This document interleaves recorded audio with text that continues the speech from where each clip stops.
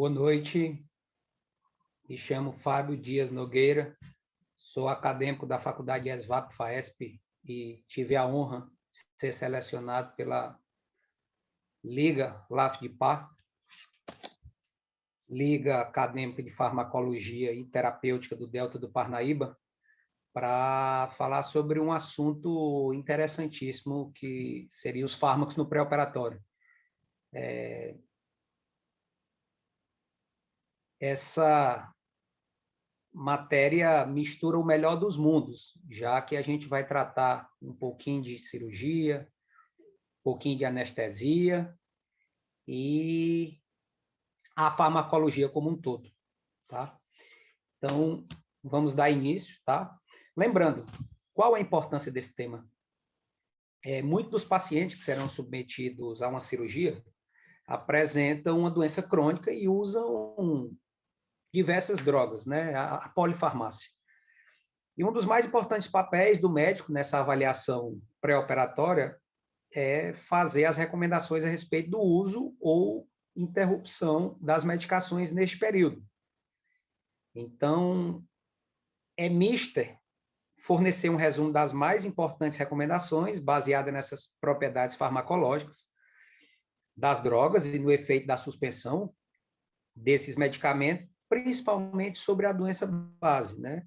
No potencial efeito das drogas, sobre o procedimento proposto, incluindo interações principalmente com os agentes anestésicos. De fato, a literatura ainda é carente em definir um protocolo engessado na avaliação geral destes pacientes, devendo esse juízo clínico do profissional orientar uma investigação pertinente cada caso, né? Então, a análise multiprofissional se mantém fundamental e indispensável, tá? Sendo necessário definir que tipo de estratégia é adequada, né? Buscando-se a estimativa do risco cirúrgico e qual seria a melhor conduta quanto às medicações utilizadas cronicamente por este doente durante o ato operatório. Nesse contexto, vê-se a importância da avaliação do risco do uso do fármaco durante a cirurgia e os possíveis malefícios da sua retirada na evolução da doença base.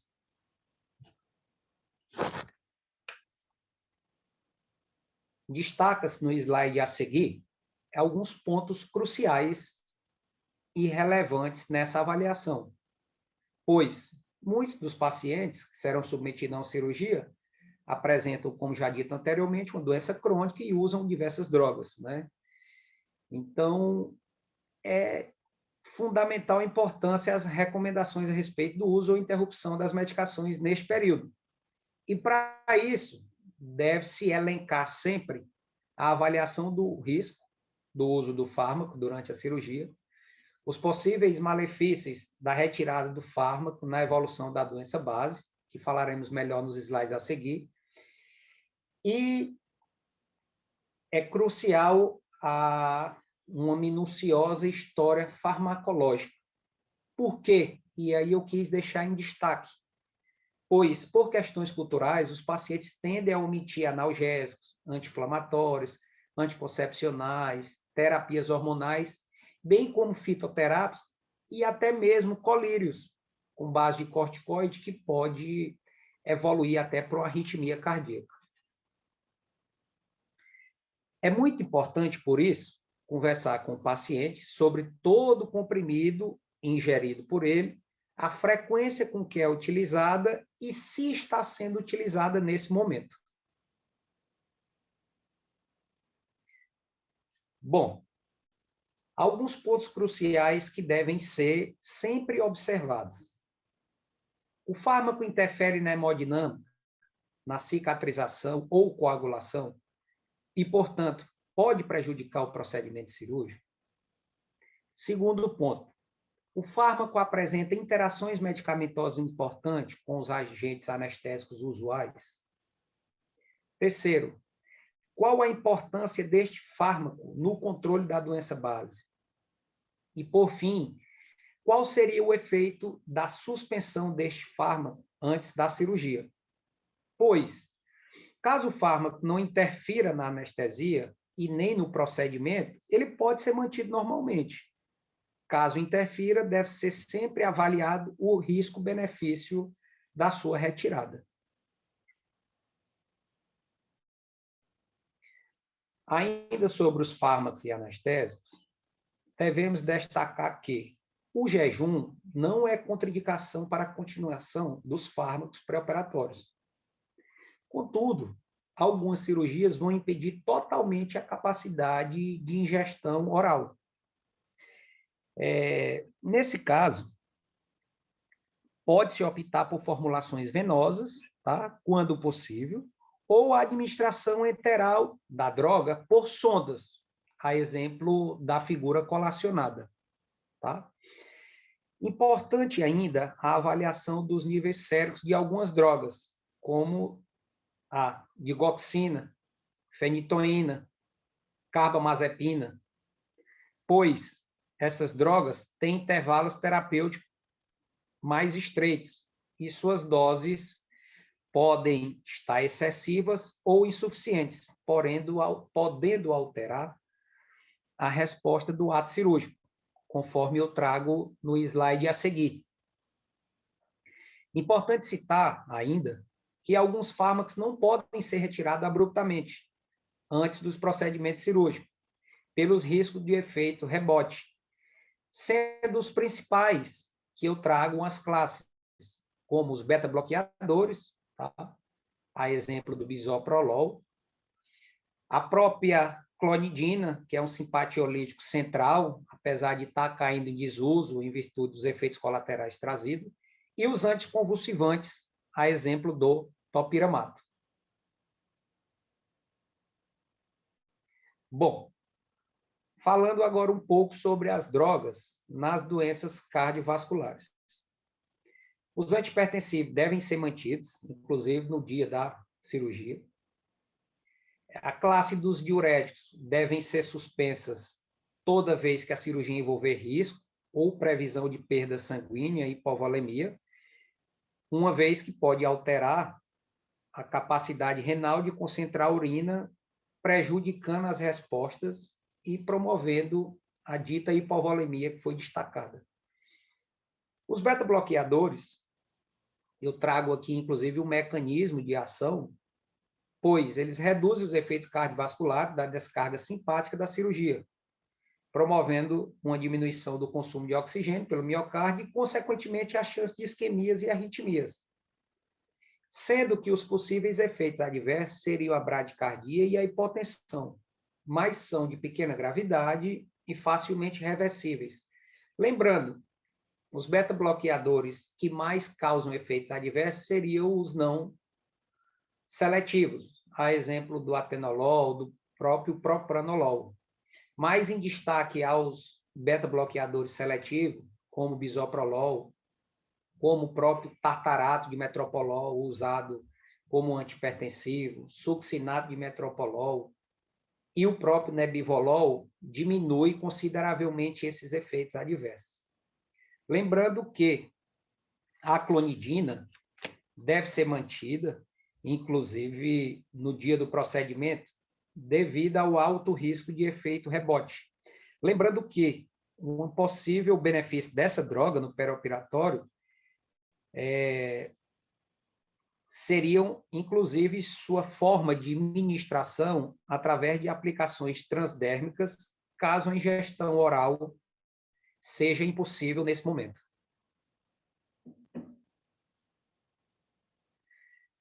Ainda sobre as drogas nas doenças cardiovasculares, destacamos os antiarrítmicos, lembrando que os de classe 1 e classe 3, que são os mais antigos, a quinidina e a procainamida, são retirados alguns dias antes e reintroduzidos pós-cirurgia, conforme a necessidade. Já os antiarrítmicos mais modernos, notadamente como a amiodarona, podem ser tomados, inclusive, no dia da cirurgia e na impossibilidade da ingestão por via oral, alguns devem ser usados por via intravenosa. Eu trouxe aqui nesse slide também duas considerações interessantes que devem ser promovidas. o sotalol, que também é um beta-bloqueador com ações antiarrítmicas, tá? E deve ser mantido durante todo o procedimento cirúrgico, é muito usado pelos cardiologistas, tá?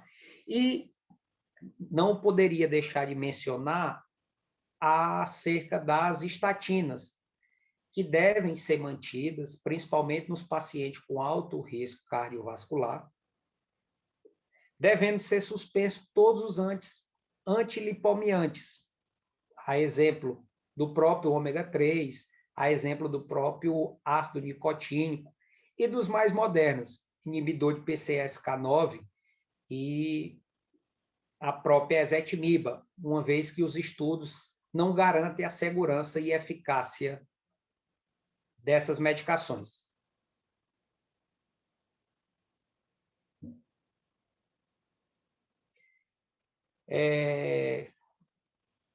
Ainda seria imprescindível mencionar as drogas usadas nas doenças respiratórias, pois a maior parte das drogas respiratórias são mantidas durante todo o período perioperatório, pois diminui a incidência das descompensações pulmonares durante a cirurgia ou até mesmo nas recuperações pós-anestésicas. Inclusive, a literatura, alguns autores defendem e sugerem que sejam feitas inalações com beta-agonistas no pós-operatório imediato, em pacientes com asma ou DPOC, em virtude da garantia de não comprometimento da função respiratória, a exemplo das pneumotomias, cirurgias de andar superior do abdômen. Os glicocorticoides são especialmente importantes, pois sua retirada no perioperatório leva ao risco da insuficiência adrenal, devendo ser mantido durante todo o pré-operatório. Vale lembrar que a exceção do grupo são os antagonistas do leucotrieno, que devem ser suspensos na manhã da cirurgia e retomados assim que o paciente tiver condições de deglutir. Tá? Bom, com relação às drogas, no slide anterior ainda, vale mencionar as drogas nas doenças gastrointestinais. Tá? Não existe contraindicação quanto à manutenção dos antagonistas de H2 ou de inibidores de bomba de próton no período pré-operatório, tendo em vista eles diminuírem a chance de lesão aguda da mucosa durante o pós-operatório e ainda por diminuir a secreção ácida. Além disso, a própria alcalinização gástrica tem vantagem de acelerar o esvaziamento gástrico e aumentar a tonicidade do esfíncter esofagiano, além de promover menores índices de broncoaspiração e de pneumonite aspirativa, a exemplo da síndrome de Mendelssohn. Tá? A cimetidina é uma droga que pode alterar a meia-vida de várias drogas anestésicas, por isso seu uso é cada vez mais raro, né? Sendo substituída anteriormente pela ranitidina e depois pelo uso da famotidina em alguns serviços. Agora, acerca das drogas nas doenças endócrinas, podemos destacar 3 grupos de pacientes que se sobressaem em importância e merecem atenção especial. São os usuários aí dos glicocorticoides, os que fazem tratamento para tireoide e os pacientes diabéticos. Inicialmente, nos usuários de glicocorticoides, a dose usual naqueles que usam menos de 20 mg dia, a exemplo da prednisolona, essas doses podem ser mantidas. Quando a dose utilizada regularmente são maiores que 20 mg, devem ser retiradas pelo menos 3 semanas, ou ainda se o paciente apresentar estigmas de Cush e vão se submeter a um procedimento cirúrgico importante, pode ser necessário aumentar a dose em 25% do valor basal.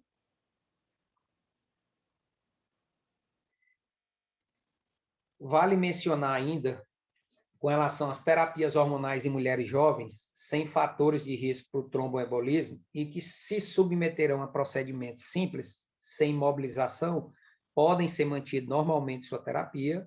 Caso contrário, devem suspender o contraceptivo oral por pelo menos 6 semanas e utilizar um método não hormonal até a cirurgia. As mulheres em terapia de reposição hormonal ou tratamento com moduladores dos receptores de estrogênio, como o tamoxifeno e o raloxifeno, devem ter a terapia suspensa pelo menos 4 semanas antes do procedimento. Lembrando que as mulheres nessa faixa etária transitória entre climatério e menopausa que têm o maior déficit de estrogênio. Então, podem ter níveis aumentados quanto ao risco de tromboembolismo. Por isso, a cautela no uso dessas drogas. Já os pacientes diabéticos podem ser controlados apenas com dieta. Nesses casos, geralmente, não precisa de nenhuma terapia pré-operatória específica. O que os serviços preconizam são doses seriadas de glicemia capilar, lembrando do uso da insulina de ação rápida, a regular ou a Lispro, tá? Quando necessário, objetivando uma glicemia menor de 200 mg por decilitro. Tá? Quando a insulina não é utilizada, vale trazer aqui a baila, que não há necessidade de utilizar a glicose nas soluções de hidratação, exceto para a garantia das necessidades basais. Quando aplicada a insulina em qualquer doente diabético, é necessário adicionar a glicose às soluções em busca de se evitar uma hipoglicemia grave. Afinal, o doente estará em jejum durante toda a cirurgia. A retirada total da insulina, com a manutenção apenas do esquema de glicemia capilar e insulina de ação rápida, pode levar a alterações metabólicas resultantes da falta de glicose nas células, semelhante ao jejum. Por outro lado, a manutenção das doses usuais da insulina pode aumentar muito a chance de hipoglicemia no pré-operatório. Em pequenos procedimentos, podem receber insulina, sendo necessária apenas a redução da dose pela metade, a exemplo aí da glargina, da própria Degludec, ou de 1/3 da dose, que seria a dose constante no SUS, que seria a dose usual de NPH, já que serão submetidos a procedimentos maiores, com necessidade de maior tempo de jejum, devendo ter a insulina de longa ação suspensa e receber a infusão de insulina venosa. Lembrando sempre, ano passado, foi lançada no mercado uma insulina ultra rápida, chamada de Fiasp. Essa insulina também pode aumentar muito a chance de hipoglicemia no pré-operatório. Por isso, a cautela nessa redução das doses nesses pacientes. Vamos falar um pouco agora sobre as drogas anticoagulantes e antiagregantes. O AS causa uma inibição irreversível da ciclooxigenase, impedindo a plaqueta de produzir tromboxano A2 por toda a sua vida. Então, os pacientes submetidos a cirurgias eletivas devem ter o AS suspenso de 7 a 10 dias antes do procedimento. Lembrando que ainda, junto com o AS, podemos elencar o próprio clopidogrel, o próprio prasugrel e o próprio ticagrelor, que são inibidores de ATP mais novos, lançados no mercado, sendo que o clopidogrel e o prasugrel são irreversíveis e o ticagrelor é uma droga que é reversível. E ainda podemos citar o próprio cilostazol e a ticlopidina, além do efeito antiagregante, um efeito colateral, como no caso dos anti-inflamatórios não esteroides, os anti-inflamatórios não hormonais. Causam inibição reversível da ciclooxigenase e a plaqueta perde a capacidade de se agregar apenas enquanto o fármaco está circulando. Por isso, essa diferença. Como o AS, clopidogrel, ticagrelor, tem essa meia-vida entre 7 e 10 dias, eles devem ser substituídos antes do procedimento em virtude da sua ligação com as plaquetas. Já os anti-inflamatórios não hormonais, que têm uma meia-vida mais variável, por cautela, adotado-se a suspensão desse fármaco pelo menos 72 horas antes do procedimento de cirurgias eletivas.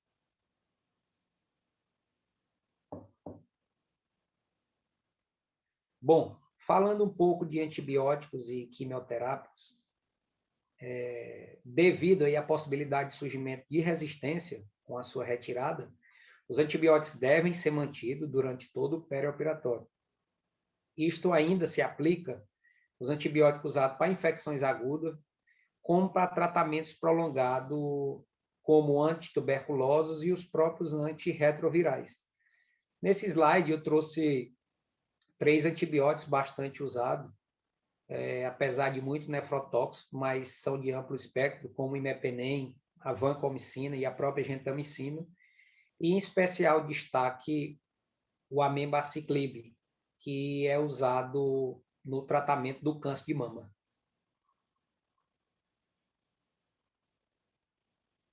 Ainda sobre o clopidogrel e a própria ticlopidina, são antagonistas do ADP, causando uma inibição irreversível dessa capacidade de agregação plaquetária, por isso também devem ser suspensos pelo menos de 7 a 10 dias. Já o cilostazol tem um efeito reversível, podendo então ser suspenso apenas 72 horas antes do procedimento.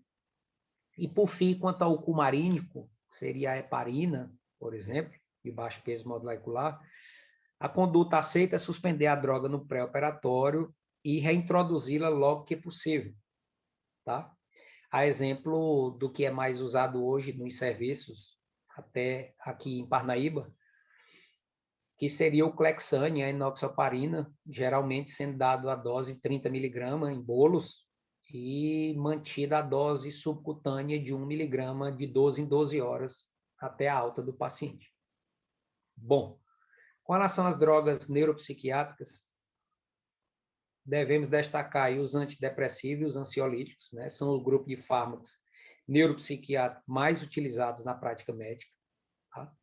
Somado a eles, destaca-se os benzodiazepínicos, podem ser mantidos durante a cirurgia sem maiores problemas, devendo apenas ser relatado seu uso na ficha de avaliação.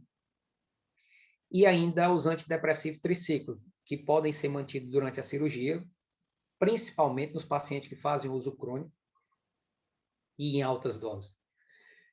Deve-se ressaltar ainda que há relatos de efeito pró-arrítmico da associação de antidepressivo tricíclico com os anestésicos inalatórios, como a alotano, que está colacionado aqui no slide, devendo-se ter uma atenção na monitorização operatória deste doente. E ainda destaca-se como antidepressivo tricíclico a amitriptilina e ainda a nortriptilina. A situação dos inibidores de recaptação de serotonina, a exemplo da fluoxetina, a suspensão desse fármaco deve ser feita em torno de 3 semanas antes do procedimento. Já os inibidores da monoaminoxidase, os inibidores da MAO, são os antidepressivos de maior destaque no que tange às complicações perioperatórias, pois podem interagir com os agentes adrenérgicos ou anticolinérgicos, inclusive causando uma hipotensão grave. E quando interage com os opioides como a meperidina, trazida aqui, e o dextromectofano, que é um antitussígeno, pode levar a uma síndrome serotoninérgica grave, com síndrome extrapiramidal, efeitos ainda como a agitação, cefaleia, febre, convulsões, o coma, inclusive podendo levar até a morte. Os anticonvulsivantes devem ser mantidos durante toda a cirurgia, sendo feitos por via venosa, quando a ingestão oral for impossível. Lembrando sempre que esses fármacos a suspensão desses fármacos podem levar a crise convulsiva no perioperatório, com um aumento importante na morbidade neste doente. Já os antiparkinsonianos dopaminérgicos podem apresentar interações importantes com a dopamina ou outros adrenérgicos, devendo ter sua dose reduzida no pré-operatório e restabelecida o mais precocemente possível após a cirurgia, não devendo ser suspenso de forma abrupta, pois podem haver síndrome neuroepilética. Por isso, a levodopa pode ser tomada até a noite anterior à cirurgia, devendo ser omitida apenas a sua dose matinal no dia do procedimento cirúrgico. Bom, sobre as drogas reumáticas, o maior risco destas drogas é aumentar as taxas de infecção operatória. Lembrando que a sulfalazina e a penicillamina deveriam ser suspensas uma semana antes do procedimento.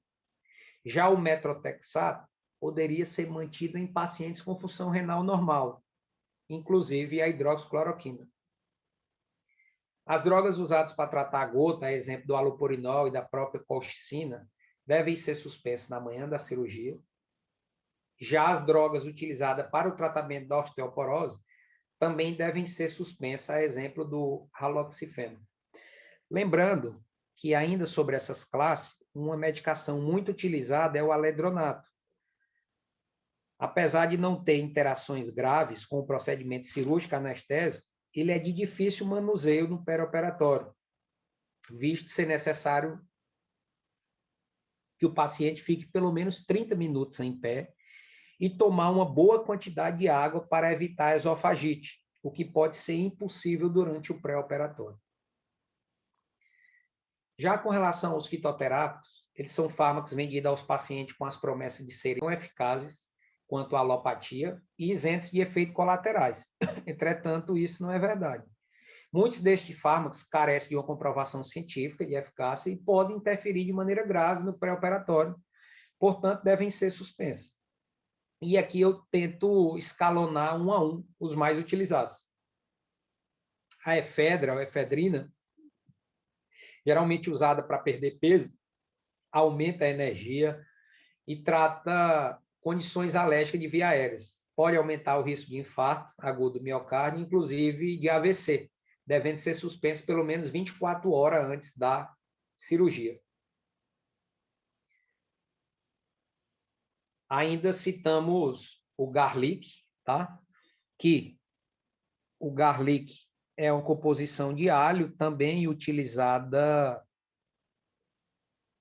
na diminuição do LDL e da arteriosclerose, tá? Pode aumentar a chance de sangramento e deve ser retirado pelo menos 7 dias antes do procedimento. A ginkgo biloba é usada para vários fins, desde a perda de memória até sintomas de insuficiência venosa crônica ou disfunção erétil. Pode aumentar o risco de sangramento e deve ser retirado pelo menos 3 dias antes da cirurgia. Já o ginseng é usado como restaurador dos processos homeostáticos. Ele diminui os níveis plasmáticos de glicose e pode aumentar o risco de sangramento, devendo ser suspenso pelo menos 7 dias antes da cirurgia. E a valeriana, entre outros sedativos naturais, devem ser suspensos de forma cautelosa no perioperatório e, se necessário, substituídos por um benzodiazepínico, pois faltam evidências firmes sobre a segurança nesse período.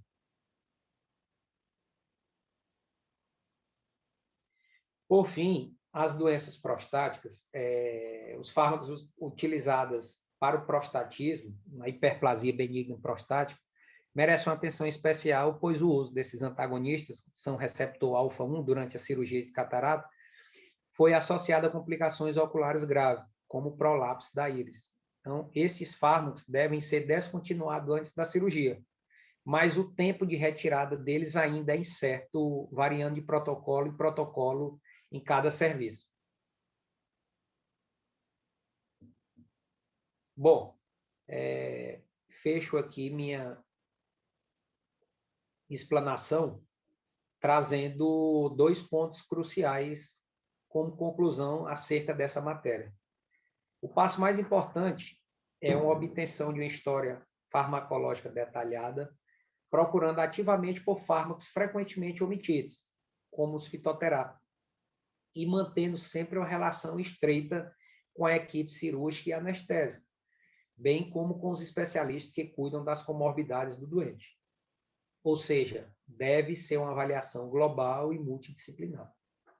Além disso, não menos importante, As mudanças bruscas e profundas na medicação usual durante a preparação para a cirurgia devem ser evitadas ao máximo, pois a descompensação da doença base pode ser muito mais ominosa que a manutenção da medicação usual. Quando é imperiosa uma mudança terapêutica, esta deve ser feita de forma lenta, gradual, postergando a cirurgia ao máximo que possível, para que o paciente entre na sala compensado de sua patologia de base. Aqui são minhas referências, tá? E o meu muito obrigado.